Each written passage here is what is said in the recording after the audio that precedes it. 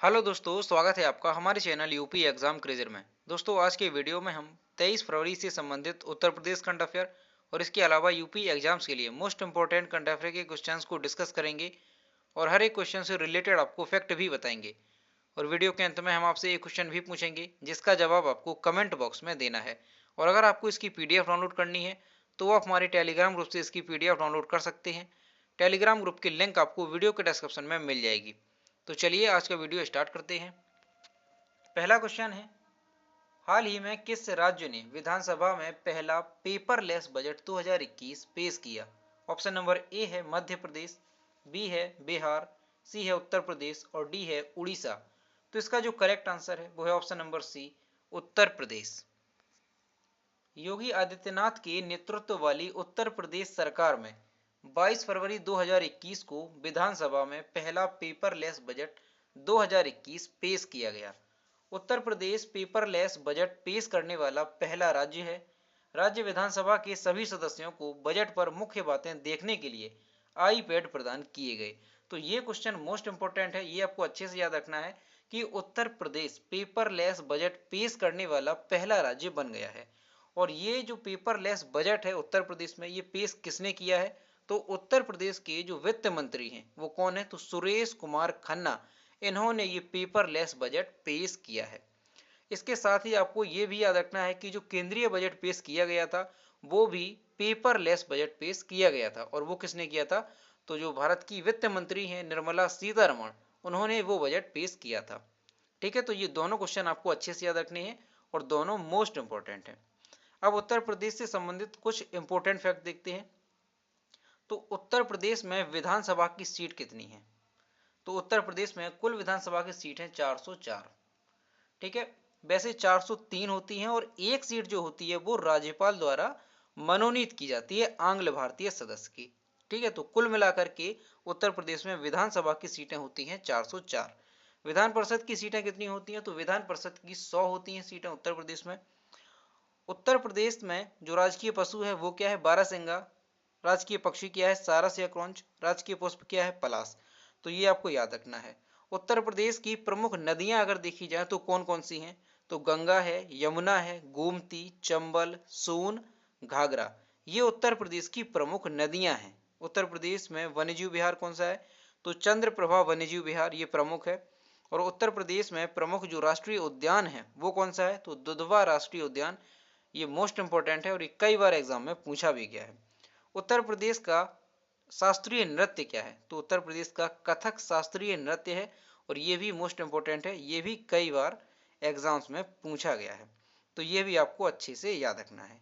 तो ये सारी चीजें उत्तर प्रदेश से संबंधित। उत्तर प्रदेश में जनजातियां कौन कौन सी हैं? तो ये भी एग्जाम में पूछा जाता है। तो उत्तर प्रदेश की प्रमुख जनजातियां कौन कौन सी हैं? बुक्सा है, थारू, राजी और जौनसारी, ये उत्तर प्रदेश की प्रमुख जनजातियां हैं। इससे भी कभी कभी एग्जाम में क्वेश्चन पूछ लिए जाते हैं। तो ये सारी चीजें आपको उत्तर प्रदेश से संबंधित अच्छे से याद रखनी है। अगला क्वेश्चन है, उत्तर प्रदेश की किस हवाई अड्डे को एशिया के सबसे बड़े हवाई अड्डे के रूप में विकसित करने की योजना है? ऑप्शन नंबर ए है कानपुर हवाई अड्डा, बी है चौधरी चरण सिंह हवाई अड्डा, सी है जेवर हवाई अड्डा और डी है आगरा हवाई अड्डा। तो इसका जो करेक्ट आंसर है वो है ऑप्शन नंबर सी, जेवर हवाई अड्डा। उत्तर प्रदेश सरकार ने जेवर हवाई अड्डे को एशिया के सबसे बड़े हवाई अड्डे के रूप में विकसित करने की योजना बनाई है। राज्य सरकार ने जेवर हवाई अड्डे के लिए 2000 करोड़ रुपए अलग से रखने का प्रस्ताव दिया है। इसकी घोषणा वित्त मंत्री सुरेश खन्ना ने राज्य विधानसभा में 2021-22 के लिए बजट पेश करते हुए की है। तो जो 2021-22 का बजट पेश किया गया है तो उसमें जो जेवर हवाई अड्डा है उसके लिए 2000 करोड़ रुपए अलग से रखने का प्रस्ताव दिया गया है और इसे एशिया के सबसे बड़े हवाई अड्डे के रूप में विकसित करने की योजना है। तो ये आपको याद रखना है, कौन सा हवाई अड्डा है? ये जेवर हवाई अड्डा। अगला क्वेश्चन है, उत्तर प्रदेश जल्द ही काला नमक चावल के नाम से प्रसिद्ध 20 टन बुद्धा चावल की खेप किस देश को भेज रहा है? ऑप्शन नंबर ए है जापान, बी है ताइवान, सी है मलेशिया और डी है सिंगापुर। तो इसका जो करेक्ट आंसर है वो है option number D, Singapore. Uttar Pradesh जल्द ही काला नमक चावल के नाम से प्रसिद्ध 20 टन बुद्धा चावल की खेप सिंगापुर को भेजने की तैयारी में है। यह भारत में सुगंधित चावल की बेहतरीन किस्मों में से एक है। यह खेप मार्च 2021 के अंत तक सिंगापुर भेजी जाएगी। तो उत्तर प्रदेश जल्द ही किस देश को? सिंगापुर को 20 टन बुद्धा चावल जो है भेज रहा है। अब सिंगापुर की राजधानी क्या है? तो सिंगापुर की राजधानी होती है सिंगापुर सिटी। सिंगापुर की मुद्रा क्या है? तो सिंगापुर डॉलर। और सिंगापुर के राष्ट्रपति कौन है? हलीमाह याकूब। ये सिंगापुर के राष्ट्रपति हैं। और सिंगापुर का राष्ट्रीय खेल क्या है? तो फुटबॉल सिंगापुर का राष्ट्रीय खेल है। ये भी मोस्ट इंपोर्टेंट होता है, ये भी आपको याद रखना है। अगला क्वेश्चन है, उत्तर प्रदेश के किस शहर में अटल बिहारी वाजपेयी की स्मृति में राष्ट्रीय प्रेरणा स्थल बनाया जाएगा? ऑप्शन नंबर ए है वाराणसी, बी है लखनऊ, सी है कानपुर और डी है गोरखपुर। तो इसका जो करेक्ट आंसर है वो है option number B, Lucknow. Hardoi road स्थित बसंत कुंज योजना लखनऊ में बनने जा रहे राष्ट्रीय प्रेरणा स्थल के लिए बजट में 50 करोड़ देने का प्रावधान किया गया है। 65 एकड़ में बनने वाला राष्ट्रीय प्रेरणा स्थल पूर्व प्रधानमंत्री अटल बिहारी वाजपेयी की यादों को ताजा करेगा। उनकी याद में यहाँ संग्रहालय भी बनाया जाएगा। तो ये भी आपको याद रखना है कि उनकी याद में लखनऊ में ही संग्रहालय भी बनाया जाएगा। ठीक है, तो ये आपको याद रखना है। और राष्ट्रीय प्रेरणा स्थल ये कहाँ पर बनेगा? तो हरदोई रोड स्थित बसंत कुंज योजना लखनऊ में। अब लखनऊ से संबंधित कुछ इंपॉर्टेंट क्वेश्चन देखते हैं जो कि एग्जाम्स में पूछे जाते हैं। तो लखनऊ किस नदी के किनारे स्थित है? तो लखनऊ गोमती नदी के किनारे स्थित है। और लखनऊ का एक जिला एक उत्पाद क्या है? तो चिकनकारी एवं जरी जरदोजी। ये लखनऊ का वन डिस्ट्रिक्ट वन प्रोडक्ट है। और 1857 का जो विद्रोह हुआ था उसमें लखनऊ से नेतृत्व किसने किया था? ये क्वेश्चन मोस्ट इंपोर्टेंट है, कई बार एग्जाम्स में पूछा जाता है। तो 1857 के विद्रोह में लखनऊ से नेतृत्व किया था बेगम हजरत महल ने। किसने किया था? बेगम हजरत महल ने 1857 के विद्रोह में लखनऊ से नेतृत्व किया था। और जो कांग्रेस के अधिवेशन है, तो कौन सा अधिवेशन लखनऊ में हुआ है? तो कांग्रेस का 15वां अधिवेशन ये लखनऊ में हुआ है। और कांग्रेस का 32वां अधिवेशन ये भी लखनऊ में हुआ है। और कांग्रेस का 50वां अधिवेशन ये भी लखनऊ में हुआ है। तो लखनऊ में कांग्रेस के 3 अधिवेशन हुए हैं, तीनों आपको याद रखने हैं। 15वां हुआ है, उसके बाद आपका 32वां हुआ है और उसके बाद आपका 50वां हुआ है। अब इसमें जो सबसे ज्यादा इंपॉर्टेंट है वो आपका 32वां है। सबसे ज्यादा इंपॉर्टेंट आपका 32वां है, क्योंकि जो 32वां अधिवेशन हुआ था उसमें मुस्लिम लीग से समझौता हुआ था। और जो 32वां कांग्रेस का अधिवेशन हुआ था लखनऊ में, उसके अध्यक्ष कौन थे? तो अंबिका चरण मजूमदार। ये भी आपको याद रखना है क्योंकि अध्यक्ष भी कई बार एग्जाम्स में पूछ लिए जाते हैं। तो लखनऊ में मोस्ट इंपोर्टेंट जो कांग्रेस का अधिवेशन हुआ था वो 32वां था। और 32वें अधिवेशन में मुस्लिम लीग से समझौता हुआ था, ये आपको अच्छे से याद रखना है।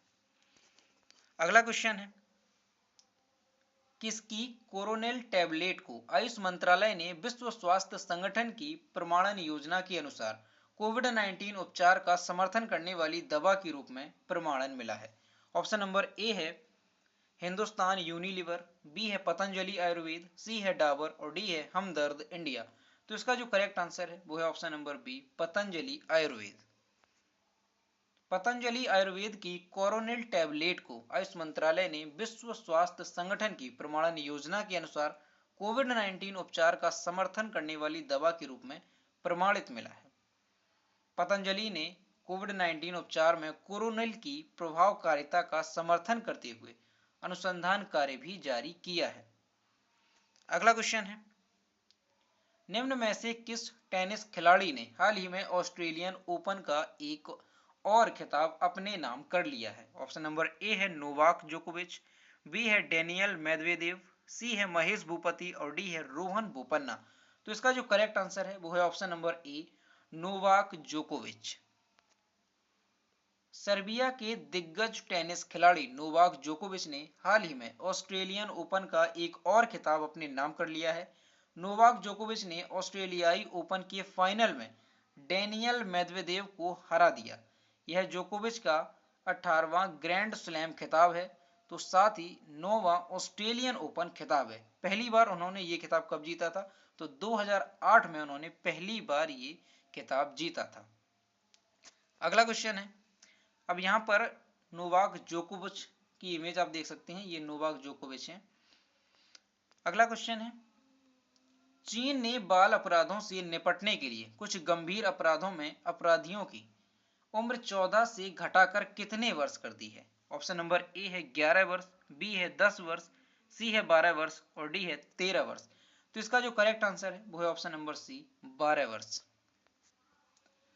चीन ने बाल अपराधों से निपटने के लिए कुछ गंभीर अपराधों में अपराधियों की उम्र 14 वर्ष से घटाकर के 12 वर्ष कर दिया है। संशोधित कानून के तहत 12 से 14 साल का किशोर इरादतन हत्या या इरादतन घायल करने के कारण होने वाली मौत या गंभीर रूप से अशक्तता के लिए जिम्मेदार माना जाएगा। नया कानून जो है वो 1 मार्च से लागू होगा। तो ये आपको याद रखना है कि चीन ने बाल अपराधों से निपटने के लिए 14 वर्ष से जो उम्र घटाकर की है वो कितनी कर दी है? तो वो 12 वर्ष कर दी है। और जो चीन की सर्वोच्च न्यायिक संस्था है उसने जून में एक श्वेत पत्र जारी कर कहा था कि 2018 से 2019 के दौरान किशोर अपराधों में बेतहाशा वृद्धि हुई है और इसी को देखते हुए यह कानून जो है संशोधित किया गया है। अब चीन की बात है यहाँ पर, तो चीन की राजधानी क्या है? तो चीन की राजधानी है बीजिंग। चीन की मुद्रा क्या है? युआन। और चीन के राष्ट्रपति कौन है? तो शी जिनपिंग चीन के वर्तमान में राष्ट्रपति हैं। अगला क्वेश्चन है, निम्न में से किस टेनिस खिलाड़ी ने ऑस्ट्रेलियन ओपन टेनिस की महिला सिंगल्स का खिताब जीत लिया है? ऑप्शन नंबर ए है जेनिफर ब्रेडी, बी है नाओमी ओसाका, सी है रिया भाटिया और डी है नेहा अग्रवाल। तो इसका जो करेक्ट आंसर है वो है option number B, Naomi Osaka. Japan की नाओमी ओसाका ने हाल ही में महिला एकल फाइनल में जेनिफर ब्रेडी को सीधे सेटों में हराकर ऑस्ट्रेलियाई ओपन खिताब जीत लिया है। कौन सा खिताब है? ऑस्ट्रेलियाई ओपन खिताब। यह उनके करियर का चौथा ग्रैंड स्लैम खिताब है। ओसाका ने ग्रैंड स्लैम में 8वीं बार खेलते हुए चौथा खिताब जीता। उन्होंने 2018 में अमेरिकी ओपन और 2019 में ऑस्ट्रेलियाई ओपन की ट्रॉफी हासिल की थी। तो इनका नाम क्या है? Naomi Osaka. और ये किस देश की हैं? तो ये जापान की हैं। यहाँ पर इमेज में देख सकते हैं, ये है नाओमी ओसाका। अगला क्वेश्चन है, हाल ही में खजुराहो नृत्य महोत्सव की शुरुआत किस राज्य में की गई है? ऑप्शन नंबर ए है कर्नाटक, बी है तमिलनाडु, सी है राजस्थान और डी है मध्य प्रदेश। तो इसका जो करेक्ट आंसर है वो है option number D, Madhya Pradesh. Madhya Pradesh में 47वां खजुराहो नृत्य महोत्सव आज से विश्व प्रसिद्ध पर्यटन स्थल खजुराहो में शुरू हो रहा है। यह महोत्सव 26 फरवरी तक चलेगा। खजुराहो नृत्य समारोह प्रतिदिन शाम 7 बजे शुरू होगा। इसमें प्रवेश निःशुल्क रहेगा। अब यहाँ पर बात मध्य प्रदेश की है, तो मध्य प्रदेश के बारे में जानते हैं। ये है मैप में मध्य प्रदेश। मध्य प्रदेश की कैपिटल है भोपाल। मध्य प्रदेश के चीफ मिनिस्टर हैं शिवराज सिंह चौहान और मध्य प्रदेश के गवर्नर हैं आनंदीबेन पटेल। अगला क्वेश्चन है, हाल ही में किस देश में बर्ड फ्लू के मनुष्यों में फैलने का पता चला है? ऑप्शन नंबर ए है रूस, बी है चीन, सी है अमेरिका और डी है भारत। तो इसका जो करेक्ट आंसर है वो है ऑप्शन नंबर ए, रूस। हाल ही में रूस में वैज्ञानिकों ने बर्ड फ्लू के H5N8 प्रकार के मनुष्यों में पहुंचने के पहले मामले का पता लगाया है। मामले की पुष्टि होने के बाद इसकी जानकारी विश्व स्वास्थ्य संगठन को दे दी गई है। तो पहले बर्ड फ्लू का केस मनुष्यों में कहां पर पाया गया है? तो ये रूस में पाया गया है, ये आपको याद रखना है। अब रूस की राजधानी क्या है? तो मॉस्को रूस की राजधानी है। रूस की मुद्रा क्या है? रसियन रूबल, ये रूस की मुद्रा है। और रूस के राष्ट्रपति कौन है? तो व्लादिमीर पुतिन वर्तमान में रूस के राष्ट्रपति हैं। तो दोस्तों ये थे 23 फरवरी से संबंधित उत्तर प्रदेश करंट अफेयर और इसके अलावा यूपी एग्जाम्स के लिए मोस्ट इंपोर्टेंट करंट अफेयर के क्वेश्चंस जो कि हमने डिस्कस किए। अब हम देखते हैं पिछले वीडियो का क्वेश्चन जो हमने आपसे पूछा था। तो ये है कल के वीडियो का क्वेश्चन जो हमने आपसे पूछा था, हाल ही में उत्तर प्रदेश सरकार द्वारा राज्य के कितने जिलों में तेंदुआ रेस्क्यू सेंटर बनाने का निर्णय लिया गया? तो इसका जो करेक्ट आंसर था वो ऑप्शन नंबर ए था, 5। और कई स्टूडेंट्स ने इसके सही जवाब दिए। और मैं फिर से कहता हूं कि जो भी क्वेश्चन आपसे पूछा जाए आप लोग उसका आंसर जरूर किया करो। तो ये है आज का क्वेश्चन। हाल ही में उत्तर प्रदेश के दिनेश पटेल द्वारा बनाया गया मानवीय रोबोट का नाम क्या है? ऑप्शन नंबर ए है सालू, बी है सौम्या, सी है शालिनी और डी है प्रियंका। तो इसका जो भी करेक्ट आंसर है वो आपको कमेंट बॉक्स में बताना है और आप लोग ये कोशिश किया करो कि क्वेश्चन का आंसर आप डिटेल में दे सकें। तो दोस्तों अगर आपको आज का वीडियो पसंद आया हो तो वीडियो को लाइक जरूर करें, शेयर करें और अगर चैनल पर नए हैं तो चैनल को सब्सक्राइब करना ना भूलें। साथ ही बेल आइकन को भी प्रेस करें ताकि टाइम टू टाइम नोटिफिकेशन आप तक पहुंचता रहे। तो मिलते हैं नेक्स्ट वीडियो में। Thank you.